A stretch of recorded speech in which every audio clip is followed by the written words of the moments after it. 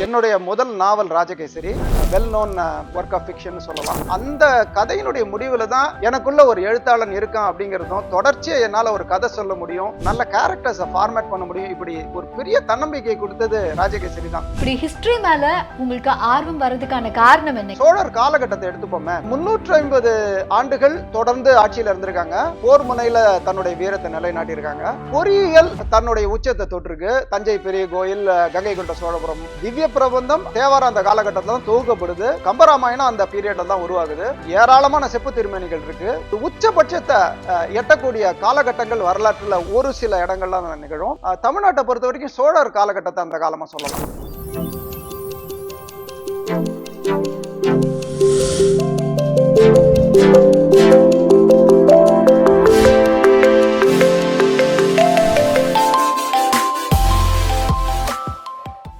So பொதுவாக இந்தியாவிலேருந்து US போயிட்டோம் அப்படின்னா அங்கே இருக்கவங்களுக்கு வந்து இந்தியாவுக்கு திரும்ப வரணும், ஒரு இந்தியாவோட டச்சில் இருக்கணும் அப்படிங்கிறதுக்காக நிறைய விஷயங்கள் பண்ணுறது வழக்கம்.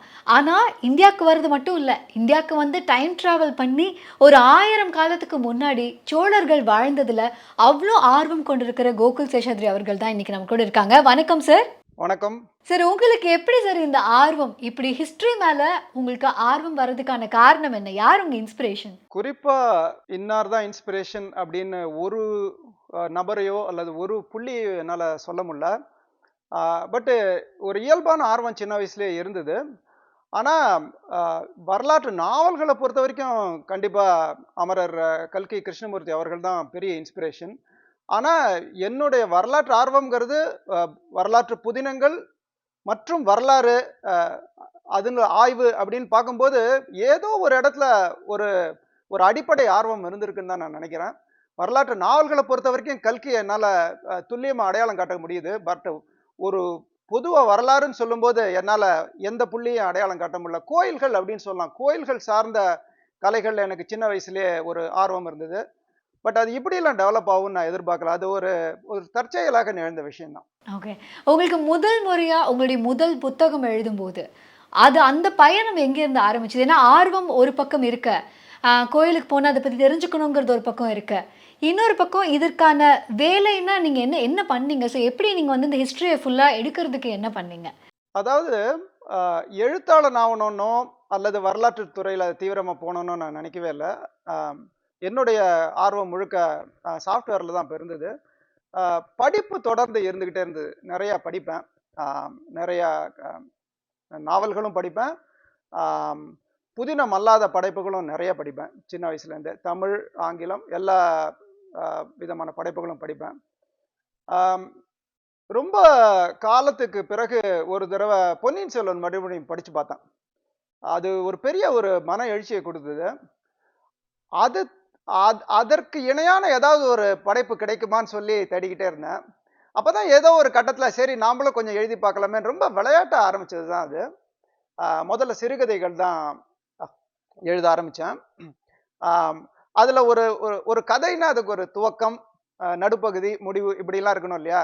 அதெல்லாம் சரியாக வருமா அப்படிங்கிறதுல எனக்கு அப்போ தெரியாது. சும்மா ரொம்ப விளையாட்டாக தான் அது ஒரு முயற்சியாக தான் பண்ணேன். இப்போ யோசிச்சு பார்க்கும்போது அடிப்படையில் அந்த ஒரு காலகட்டத்தில் போய் ஏதோ மானசீகமாவது கொஞ்சமாவது வாழ்ந்து பார்க்கணுங்கிற ஒரு ஆர்வம் உள்ளுக்குள்ள இருந்திருக்கும்னு எனக்கு தோணுது. இப்போ என்னுடைய முதல் நாவல் முயற்சி வந்து படுதோல்வி அடைஞ்சது. அது ஒரு ஒரு சரியான ஒரு ஃபார்மேட் இல்லாம அது ஒரு முழு தோல்விதான். ஆனா அதுதான் எனக்கு நிறைய பாடங்களை கற்றுக் கொடுத்தது. சிறுகதைகள் முதல் நாவல், அந்த சிறுகதைகள்ல பலத்தையும் நான் பின்னாடி வெளியிடல, ஏன்னா அதெல்லாம் ஒரு ஆரம்ப கட்ட முயற்சிகள் தான். பட் இந்த ஒரு தொடர் முயற்சியின் பயனாக ஒரு ஏதோ ஒரு இடத்துல ஒரு ஒரு இலக்கணம் பிடிபட்டதுன்னு சொல்லலாம். அந்த இலக்கணத்தினுடைய வெளிப்பாடு தான் ராஜகேசரி. என்னுடைய முதல் நாவல் ராஜகேசரி. அதுதான் இன்னி வரைக்கும் என்னுடைய ரொம்ப ஒரு well known work of fiction சொல்லலாம். அது எழுதும் போதே கூட ஒரு சின்ன குறுநாவலாக தான் நான் அதை பிளான் பண்ணியிருந்தேன். பட் ராஜகேசரி எழுதும்போது நிகழ்ந்த ஒரு மிக முக்கியமான ஒரு மாற்றம் என்னன்னா, அதுல எனக்கு வந்து எந்த தங்குதடையும் இல்லை. இன்ன பக்கங்களுக்குள்ள முடியணும்னோ அல்லது இத்தனை சாப்டர்ஸ் தான் வரணும்னோ யாரும் எனக்கு சொல்ல. நான் இந்த மேகசின்ல எழுதல, நான் டைரக்டா அப்போ இணையத்துல எழுத ஆரம்பிச்சிருந்தேன். அதனால ஒரு பெரிய சுதந்திரம் கிடைச்சது. அதனால ரொம்ப ஃப்ரீயா எழுதிக்கிட்டு போனேன். அது கிட்டத்தட்ட ஒரு 300 பக்கங்களுக்கு 41 அத்தியாயங்கள் கொண்ட பெரிய கதையா போச்சு. அப்பதான் அந்த கதையினுடைய முடிவுல தான் எனக்குள்ள ஒரு எழுத்தாளன் இருக்கான் அப்படிங்கிறதும், தொடர்ச்சியா என்னால ஒரு கதை சொல்ல முடியும். ஒரு ஒரு நல்ல கிளைமாக்ஸ குடுக்க முடியும். ஒரு நல்ல கேரக்டர்ஸ ஃபார்மேட் பண்ண முடியும். இப்படி ஒரு பெரிய தன்னம்பிக்கை குடுத்தது ராஜகேசரி தான். அதனால தானே என்னமோ 20 வருஷமா அந்த கதைய தொடர்ந்து அதனுடைய ப்ரீக்வல், சீக்வல் எல்லாம் தொடர்ந்து எழுதிக்கிட்டே இருக்கேன். அது ஒரு அந்த வசீகரம் என்ன இன்னைக்கு வரைக்கும் விட்டு போல.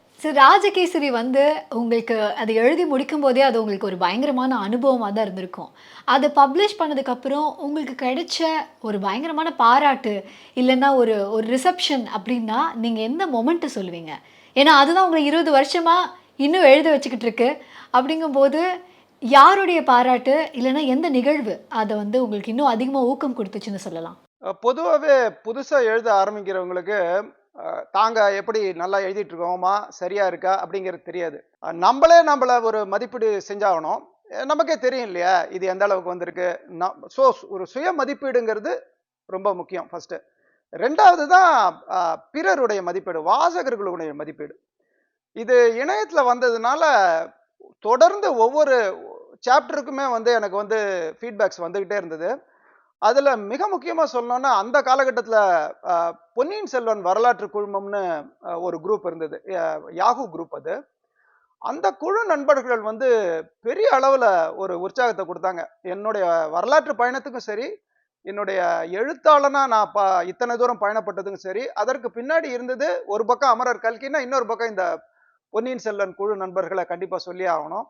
அதத் தவிர ஒரு கட்டத்துல நாவல் கொஞ்சம் பரவலா பரிச்சயமாயி, பல மட்டத்துல இருந்தும் எனக்கு ஃபீட்பேக்ஸ் வர ஆரம்பிச்சது. அப்போ தமிழ் இணையம் வந்து ஒரு சில வருடங்கள் தான் ஆகியிருந்தது.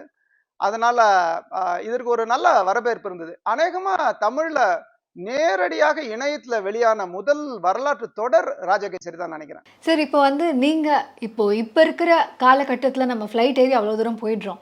இப்ப நீங்க இதுக்கான சோழர்கள் வரலாற பற்றி எழுதும்போது, கண்டிப்பா அவங்க கடல் கடந்து போன பிரயாணம் பத்தி யோசிக்காமலோ, இல்ல அத பத்தி தெரிஞ்சுக்காமலோ இருக்கவே முடியாது. அப்படி நீங்க வந்து சோழர்கள் பிரயாணம் செஞ்சத பத்தி நீங்க படிச்சதோ, இல்ல அத பத்தி எழுதினதோ, உங்களுக்கு பிரமிப்பு கூட்டின விஷயம் அப்படின்னா எத சொல்வீங்க? நான் பொதுவா சொல்றேன். குறிப்பா ஒரு விஷயத்த சொல்லாம, சோழர் காலகட்டத்த எடுத்துப்போமே. கிட்டத்தட்ட ஒரு 300, 350 ஆண்டுகள் ஆண்டிருக்காங்க. அதுவும் இடைக்காலத்துல. அது ரொம்ப முக்கியமானது. சோழர்கள பத்தி நம்ம ஏன் தொடர்ந்து பேசிட்டு இருக்கோம்? சோழர்கள் மேல ஏன் இவ்வளவு ஃபோக்கஸ் வருது அப்படிங்கிற ஒரு கேள்வி இருக்கு இல்லையா? ஏன் பல்லவ மன்னர்களையோ, பாண்டிய மன்னர்களையோ அந்த அளவுக்கு கொண்டாடுறதுலலாம் சில கேள்விகள் இருக்கு. அதற்கு காரணம் என்னன்னா, ஒரு சில காரணங்கள் மாத்திரம் நான் சொல்றேன். இந்த 350 ஆண்டுகள் தொடர்ந்து ஆட்சியில இருந்திருக்காங்க. ஆட்சி நிலப்பரப்பு ரொம்ப பெருசு. அ மிலிட்டரி கான்குவெஸ்ட் போர் முனையில தன்னுடைய வீரத்த நிலைநாட்டியிருக்காங்க. அது மட்டுமல்ல, அ பொறியியல் தன்னுடைய உச்சத்த தொட்டிருக்கு. தஞ்சை பெரிய கோயில், கங்கை கொண்ட சோழபுரம். அதத் தவிர ஏராளமான கற்றளிகள் நமக்கு அதுக்கு சாட்சியா இருக்கு. கலை, இலக்கியம் பெரிய அளவுல அ ஒரு ஒரு உயர்ச்சி ஒரு ஒரு உயர்ந்த நிலையை எட்டியிருக்கு. உதாரணமா தேவாரம் அந்த காலகட்டத்துல தான் தொகுக்கப்படுது. திவ்ய பிரபந்தம் அந்த காலகட்டத்துல தான் தொகுக்கப்படுது. தமிழின் மிக அ பேரிலக்கியம் என்று கருதப்படும் கம்பராமாயணம் அந்த பீரியட்ல தான் உருவாகுது. ஆ ஏராளமான செப்பு திருமேனிகள் இருக்கு.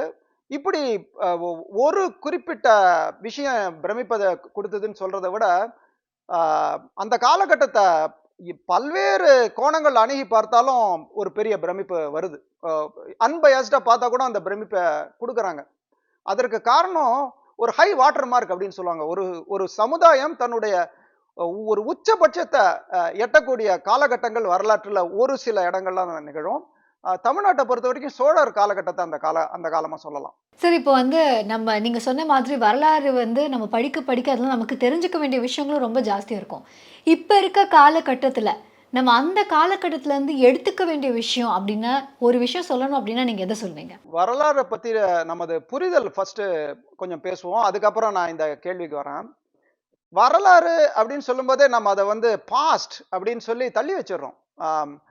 அ அ நேற்று நிகழ்ந்தது அல்லது பல 100 ஆண்டுகளுக்கு முன்னாடி நிகழ்ந்ததுன்னு சொல்லும்போதே, நிகழ்காலத்துக்கும், அ இறந்த காலத்துக்குமான ஒரு பெரிய ஒரு இடைவெளிய உண்டாக்கிடுறோம். வரலாறு இறந்த காலம் தான். ஆனா இறந்து பட்ட காலம் இல்ல. இன்னும் சொல்லப்போனா, மனித குல வரலாறு அது ஒரு பெரிய நீரோட்டம் மாதிரி. ஆஹ் நாம வந்து ஒரு ஒரு பெரிய ஒரு ஒரு சங்கிலியோட ஒரு சின்ன கன்னிகள் அப்படிங்கறத நம்ம தெரிஞ்சுக்கணும். இன்னைக்கு நம்ம பேசிட்டு இருக்கோம், நாளைக்கு இது வரலாறு ஆயிடும். இதை நம்ம புரிஞ்சுக்கணும். இந்த பின்னணியில எதற்காக நம்ம நம்ம வரலாறை பார்க்கணும், அதுல இருந்து என்ன தெரிஞ்சுக்கணும் அப்படிங்கிற கேள்விக்குள்ள போனோம்னா, மனித நாகரிகம், பண்பாடு மாறி, தொழில்நுட்பம் மாறிக்கிட்டே இருக்க தவிர மனித விழுமியங்கள் இருக்கு இல்லையா, அது மாறவே மாறாது. அடிப்படை மனித அறங்கள் என்றுமே மாறுவதில்லை. அதனாலதான் திருக்குறள் இன்னைக்கு நமக்கு ரெலவெண்டா இருக்கு. இன்றைய காலகட்டத்துல நோக்கி பேசுது அது. அது ஒரு இறந்த காலத்தை சேர்ந்த நூல் தான். ஆனா இறந்து பட்ட நூல் கிடையாது. இன்னைக்கு வரைக்கும் அதை வந்து நம்ம படிக்க வேண்டியிருக்கு. சிலப்பதிகாரம் கேள்வி கேக்குது. அரசியல் பிழைத்தோர்க்கு அறம் கூற்றாகும் என்கிற இளங்கோவடிகளினுடைய அந்த வாக்கியம் இன்று வரைக்கும் பொருந்தும். அந்த அந்த பொருத்தத்துக்கான காரணமே காலத்தை தாண்டிய அறங்கள், விழுமியங்கள் வரலாறுல இருந்தா நம்ம எடுக்கணும். வரலாறை விட்டுட்டு நம்ம வந்து எதையுமே படிக்க முடியாது. இலக்கியம்னா அது இப்ப வரலாற்றினுடைய ஒரு ஒரு வெளிப்பாடு தான் இலக்கியம் இருக்கு. வரலாற்றினுடைய ஒரு வெளிப்பாடு தான் பண்பாடும் இருக்கு. ஆக நாம் யார் அப்படிங்கிற கேள்விக்குள்ள நம்ம தீவிரமா போனோம்னா, நம்முடைய வரலாறு தான் நம்மள யாருங்கிறதை டிஃபைன் பண்ணக்கூடிய விஷயம். ஆகவே வரலாற்றிலிருந்து நம்ம எடுத்துக்கக்கூடியது என்ன அப்படின்னு கேட்டீங்கன்னா, ஒரு விஷயம் கிடையாது.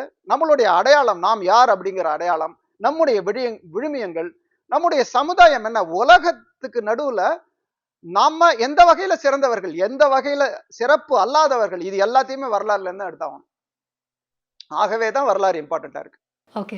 நீங்க இப்ப வரலாற பத்தி நீங்க நெறைய எழுதும்போது, உங்களுக்கு இருந்த சேலஞ்சுன்னா எது சார் சொல்வீங்க? ஏன்னா, இப்ப பிரசன்ட்னா ஒரு இடத்துக்கு நேர்ல போய் பார்த்துரலாம். நீங்க இப்போ உங்களுடைய புக்ஸ எழுதுறதுக்கு டிராவல் பண்ண இடங்கள் என்ன? என்ன சேலஞ்சஸ் இருந்தது? டிராவல் பண்ண இடங்கள்னு பார்த்தா, என்னுடைய கதை நிகழக்கூடிய களங்கள் பெரும்பாலும் அக்ராஸ் சவுத் இந்தியா இருக்கும். ஆம், அதுல ஏறக்குறைய எல்லா இடங்களுக்குமே நான் டிராவல் பண்ணியிருக்கேன். சோழமண்டலம் முழுக்க எக்கச்சக்கமா டிராவல் பண்ணியிருக்கேன். சில சமயம் கதை நிகழாத இடங்களுக்கு கூட நிறைய டிராவல் பண்ணியிருக்கேன். காரணம், நான் வந்து வரலாற்று நாவல் மாத்திரம் எழுதிட்டு இருக்கல, நான் வரலாற்று ஆய்வையும் கிட்டத்தட்ட ஒரு 20 வருடங்களா மேற்கொண்டு வரேன். ஸோ ஆய்வு சம்பந்தமா நிறைய டிராவல் பண்ணியிருக்கேன். அந்த டிராவல்ஸ் எல்லாமே ஏதோ ஒரு ஒரு விதத்துல, ஏதோ ஒரு கட்டத்துல என்னுடைய நாவலுக்குள்ள லேசா புகுத்திருக்கேன்னு கூட சொல்லலாம். சில சமயம் அது இயல்பாவே அமைஞ்சிருக்கு. ஆஹ் அதே மாதிரி நான் எழுத தூங்குறதுக்கு முன்னாடியே எனக்கு வந்து கேரளா நல்ல பரிச்சயமாச்சு. என்னுடைய தந்தையார் அங்க கொஞ்ச நாள் வேலை செஞ்சாரு. அவரு அங்க போறதுக்கு முன்னாடியே எனக்கு வந்து கேரளா மேல, கேரளா பாட்டுகள், சினிமா மேல எனக்கு கொஞ்சம் நல்ல ஆர்வம் உண்டு. ஸோ அந்த பண்பாடு எனக்கு எனக்கு நல்லாவே தெரியும். நான் அங்க போயிருக்கேன், பல தடவை போயிருக்கேன், பல இடங்களுக்கு பயணப்பட்டிருக்கேன். ஸோ அந்த கேரளா இன்ஃப்ளூயன்ஸ் என்னுடைய நாவல்கள்ல தொடர்ந்து இருந்துகிட்டே இருக்கும். அதனாலதான் இப்ப ராஜகேசரி, உதயபானு, சேரர்கோட்டை சீரீஸ்லாம் பாத்தீங்கன்னா சேர சோழ கான்ஃபிளிக்ட் தான் அதனுடைய மைய கருவா இருக்கும். அதே மாதிரி நாஞ்சில் நாடு ஒரு முக்கியமான களமா நான் எடுத்துட்டு இருக்கேன். சேரர்கோட்டையில அது ரொம்ப பிரமாதமா வரும். அப்போ என்ன நம்ம செய்யறோம்னா, இன்றைக்கு காலகட்டத்துல இருக்கக்கூடிய முக்கியமான கோயில்கள் மட்டும்தான் அந்த பழங்காலத்தினுடைய வெளிப்பாடா இன்னைக்கு இருக்கும். மற்றபடி புவியியல் அந்த அளவுக்கு மாறாது. மலைகள், ஆறுகள் அதெல்லாம் அப்படியே இருக்கும். இதை மாத்திரம் எடுத்துக்கிட்டு நிகழ்கால கட்டடங்கள்லாம் கொஞ்சம் அப்படியே மாத்தி இமேஜின் பண்ணி தான் நம்ம பழங்காலத்தை பத்தி வர்ணனை செய்ய முடியுது. நீங்க இதுக்காக டிராவல் பண்ண இடத்துல, இப்ப எனக்கு நல்லா ஞாபகம் இருக்கு. நாங்க இந்த மாதிரி ஒரு சோளா சம்மந்தமா ஒரு ஹெரிடேஜ் ட்ரிப் மாதிரி போயிருந்தபோது, ஆ திருப்பரம்பியம் அந்த அந்த போர் நடக்கிற இடத்துக்கு போயிருந்தபோது, அது ஒரு செமையான ஒரு ஒரு ஃபீலிங் ஒண்ணு இருந்தது. மத்த எல்லாத்தையும் எடுத்து விட்டு, அது ஒவ்வொருத்தவங்களுக்கும் எனக்கு தெரிஞ்சு ஒவ்வொரு இடம் இருக்கும்னு நெனைக்கிறேன். அந்த இடத்துல நிக்கும்போது, இங்கேயா போர் நடந்தது? இந்த இடம் தானா? அப்படின்னு ஒரு மாதிரி ஒரு ஒரு ஒரு ஃபீல் இருந்தது. அந்த மாதிரி நீங்க டிராவல் பண்ணும்போது, இந்த ஒரு இடத்துக்கு போகும்போது, எனக்கு அந்த 1000 வருஷத்துக்கு முன்னாடி நடந்த விஷயங்கள் மாதிரி ரொம்ப கனெக்ட்டான இடம் அப்படின்னா நீங்க எத சொல்வீங்க? வரலாறோட ஆரம்ப காலத்துல கனெக்ட் ஆகும்போது எனக்கு தஞ்சை பெரிய கோயில் தான் ஒரு மிகப்பெரிய எழுச்சியை கொடுத்தது. இன்னைக்கு கூட அந்த எழுச்சி நிக்கவே இல்லை. அதே மாதிரி புள்ளமங்கைன்னு ஒரு சின்ன ஊர் இருக்கு. அதாவது ஆம், திருச்சியிலேருந்து தஞ்சாவூர் போற வழியில பாபநாசம் பக்கத்துல பசுபதி கோயில்ங்கிற இடத்துக்கு பக்கத்துல இருக்கக்கூடிய ஒரு சின்ன கிராமம் தான் புள்ளமங்கை. அந்த புள்ளமங்கை திருக்கோயில் மறக்க முடியாத ஒரு ஒரு அனுபவத்தை கொடுத்தது. அது இன்ன காரணம் அப்படின்லாம் சொல்ல முடியாது. கலை வரலாற்றுல புள்ளமங்கை ஒரு பெரிய ஒரு ஒரு மகத்தான ஒரு ஒரு கட்டுமானம். அஹ் பல அற்புதமான சிற்பங்கள் இருக்கக்கூடிய இடம். பட் அதெல்லாம் தாண்டி அங்க ஏதோ ஒரு பெரிய ஒரு ஒரு ஈர்ப்பு சக்தி, ஒரு ஆகர்ஷணத்தை நான் முதல்ல இருந்தே ஃபீல் பண்ணியிருக்கேன். அதனால தான் தொடர்ந்து என்னுடைய எம்ஃபில், பிஹெச்டி எல்லாமே புள்ளமங்கையை சுத்தியே தான் ஏதோ ஒரு ஒரு கட்டத்துல புள்ளமங்கை வந்துகிட்டே இருக்கும். என்னுடைய நாவல்லயும் புள்ளமங்கை எப்படியாவது ஒரு இடத்துல நுழைப்பேன். அதை பத்தி சிறுகதைகள் எழுதியிருக்கேன். ஸோ புள்ளமங்கை, தஞ்சாவூர் இது 2மே பெரிய எழுச்சியை கொடுத்த இடங்கள் ஒரு காலகட்டத்துல. பட் வரலாறுல தொடர்ந்து ஈடுபட ஈடுபட வெளி பார்வைக்கு ரொம்ப சிம்பிளா தெரியக்கூடிய ஒரு இடம் கூட ஒரு ஒரு கட்டத்துல ஒரு பெரிய ஒரு மன எழுச்சியை கொடுக்கக்கூடிய ஒரு ஒரு ஒரு சூழலை நான் அடைஞ்சேன். ஒரு ஒரு மனநிலையை நான் அடைஞ்சேன்னு சொல்லலாம். அது காரணம் எல்லா இடங்களுமே நமது முன்னோர்கள் வாழ்ந்த இடங்கள் தானே. எல்லா இடமே அவங்களை புழங்கிய இடங்கள் தானே. ஒரு கோயில் சின்னதா இருக்குன்னா அதனுடைய பட்ஜெட், அதை கட்டினவனுடைய பொருளாதார வசதி சின்னது. பட் அவனுடைய நோக்கம் ராஜராஜருடைய நோக்கத்தை கொஞ்சமும் குறைஞ்சது கிடையாதுங்கிறது எனக்கு ஏதோ ஒரு காலகட்டத்துல புரிஞ்சுது. ஆக இப்போ நான் கோயிலுக்கே போகாட்டியுமே அந்த ஒரு இடத்தை பத்தி நினைச்சாலே உடனே அதுல அதுல போய் ஐக்கியம் ஆயிடுவேன். அந்த அளவுக்கு நமது கோயில்கள் அப்படிப்பட்ட ஒரு ஒரு ஒரு பெரிய ஆழமான இடங்கள், ஒரு பெரிய வைப்ரேஷனை கொடுக்கக்கூடிய இடங்கள். அதற்கு நம்மளுடைய இதயத்தை திறந்து வைக்கணும், நம்மளுடைய மனசை திறந்து வைக்கணும். திறந்து வச்சா இந்த கனெக்டிவிட்டி ஆட்டோமேட்டிக்கா வரும். அது ரொம்ப ஒரு சந்தோஷமா இருக்கும். சரி, அதே மாதிரி இப்போ நம்ம சோழர்கள் பத்தி பேசும்போது நமக்கு ஒரு பெருமிதம். அது பல்லவர்கள், பாண்டியர்கள் நம்ம யார் எடுத்துட்டாலுமே முன்னோர்கள் பத்தி பேசும்போது நமக்கு ஒரு பெருமிதம் இருக்கு. அப்பவே அதை பண்ணிட்டாங்க, அப்பவே இவ்வளோ பண்ணியிருக்காங்க அப்படின்னு நமக்கு ஒன்று இருக்கு. இப்போ இந்த காலகட்டத்துல நம்மளுடைய ஸ்கில்ஸ் அப்படிங்கிறது வளர்ந்துருக்கா, இல்லை கம்மியாகுதா, இல்லை மெயின்டைன் பண்ணிட்டு தான் இருக்குமா? ஏன்னா அதோட ஒரு தொடர்ச்சியாக தான் நாம அப்படிங்கும்போது அதை இன்னும் நம்ம அடுத்த கட்டத்துக்கு கொண்டு போறோம்னு நினைக்கிறீங்களா, இல்லை இப்போ எப்படி இருக்கும்னு நீங்க நினைக்கிறீங்க? ஸ்கில்ஸ் அப்படின்னு சொல்லும்போது நம்ம பல விஷயங்களை பேசலாம். நீங்க ஸ்கில்ஸுங்கிற வார்த்தைக்குள்ள நம்ம தொழில்நுட்பம் அப்படின்னு பேசலாம், அல்லது ஒரு சிந்தனை ரொம்ப முக்கியம். ஸ்கில்லை விட சிந்தனை, தாட் ப்ராசஸ் ரொம்ப முக்கியம். அப்படி பார்த்தோம்னா முன்பை விட இப்போ ஒரு ஒரு வள்ளுவர் மாதிரி இன்னொரு ஆளுமை நம்மளால உருவாக்க முடியலங்கிறத நம்ம பார்க்கலாம். இளங்கோ மாதிரி இன்னொரு ஆளுமை உருவாகல அப்படின்னு சொல்லலாம். அதற்கு பல காரணங்கள் இருக்கு. மேல வந்திருக்கோம், இம்ப்ரூவ் ஆயிருக்கோம், அல்லது தேஞ்சு போயிட்டோம் அப்படின்னு சொல்றதை விட ஒரு திருவள்ளுவர் உருவாகிறதுக்கு ஒரு காலச்சூழல், ஒரு சமுதாய சூழல் தேவைப்படுது. அந்த சமுதாய சூழல் இன்னைக்கு இல்லை. மேபி அந்த அளவுக்கு ஒரு ஆழமான மனிதர்கள் இன்னைக்கு இருப்பாங்க. பட் அவங்களுக்கு ஒரு ஒரு காலகட்டம் தேவைப்படுது, ஒரு சூழல் தேவைப்படுது. அந்த மாதிரி உலக அளவுல கான்ட்ரிபியூட் பண்ற லெவலுக்கு நம்ம மாபெரும் ஆளுமைகளை அண்மை காலங்களில் நம்ம உருவாக்கலாம். நான் சொல்றது ஒரு personality which can impact the whole world. அந்த லெவலுக்கு ஒரு புத்தரை நம்ம சொல்றோம். புத்தர் இன்னைக்கு வரைக்கும் நம்ம வியந்து பார்த்துட்டு இருக்கோம். அவருடைய விழுமியங்களை ரொம்ப கேர்ஃபுல்லா உலகமே படிக்குது. இது ரொம்ப முக்கியம். நம்மளுடைய சமுதாயத்தை பத்தி மாத்திரம் இப்ப பேசக்கூடாது. ஏன்னா இன்றைக்கு எல்லாமே நம்ம கனெக்டட் வேர்ல்ட்ல இருக்கோம். ஒரு ஒரு நாடு அப்படிங்கிறது ஒரு ஒரு ஜியோகிராபிக்கல் பவுண்டரி இருந்தாலுமே பல விஷயங்கள்ல நம்ம கனெக்டடா இருக்கோம். அப்போ அந்த பார்வையில தான் நம்ம பேசி ஆகணும். அதனால உலக பொதுமறை அப்படின்னு திருக்குறளை சொல்றோம். பட் உலக பொதுமறை மாதிரி வேற எத்தனை பொதுமறைகளை நம்ம உருவாக்கி இருக்கோங்கிற கேள்வி வருது இல்ல. ஆக தொழில்நுட்பத்துல நம்ம மேம்பட்டு இருக்கோம். காரணம் நமக்கு கிடைச்ச international exposure and all. But இதே அளவுக்கு திறமை வாய்ந்த தொழில்நுட்ப வல்லுநர்கள் அந்த காலத்துல இருந்திருக்காங்க. அதனாலதான் தஞ்சை பெரிய கோயில் உருவாகுது. ஆக திறமைங்கிறது எப்போதுமே இருந்துட்டு இருக்கும். மேதமைங்கிறது தொடர்ந்து இருந்துகிட்டே இருக்குன்னு சொல்லலாம். ஆனால் அந்த மேதமை வெளிப்படுவதற்குரிய ஒரு ஒரு சமுதாய சூழல் எல்லா நேரத்திலையும் உருவாகாது. ஏதாவது ஒரு குறிப்பிட்ட காலகட்டத்தில் தான் உருவாகும். இதுதான் வரலாறு கற்றுக் கொடுக்கக்கூடிய பாடம் நமக்கு. கம்பருக்கு அப்புறம் அந்த மேதமை நமக்கு பார்க்கவே முடியல.